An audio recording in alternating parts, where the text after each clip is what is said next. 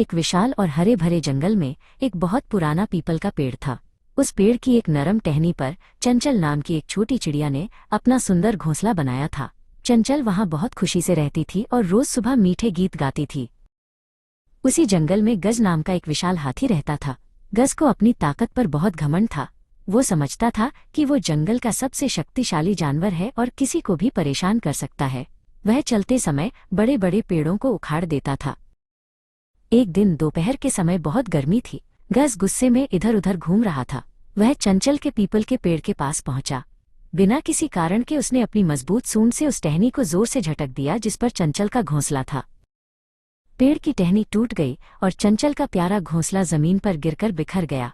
चंचल के छोटे छोटे अंडे भी टूट गए। चंचल ये देखकर बहुत दुखी हुई और जोर जोर से रोने लगी। उसे अपने घर के टूटने का बहुत दुख था। चंचल को रोता देख उसकी सहेली गुंजन मधुमक्खी उड़ती हुई वहां आई। गुंजन ने पूछा, चंचल तुम क्यों रो रही हो? क्या हुआ? चंचल ने रोते हुए उसे गज हाथी की सारी करतूत सुनाई। गुंजन ने चंचल के आंसू पोंछे और गुस्से में कहा, वो हाथी खुद को बहुत बड़ा समझता है, लेकिन हम उसे सबक सिखाएंगे। छोटे होने का मतलब ये नहीं कि हम कमजोर हैं। हम मिलकर काम करेंगे। वे दोनों मिलकर अपने दोस्त मंडूक मेंढक के पास पहुंचे। मंडूक तालाब के किनारे एक पत्थर पर बैठा धूप सेंक रहा था। गुंजन ने मंडूक को बताया कि गज ने कैसे चंचल का घर उजाड़ दिया है। मंडूक बहुत चतुर था। उसने थोड़ी देर सोचा और फिर कहा, मेरे पास एक योजना है।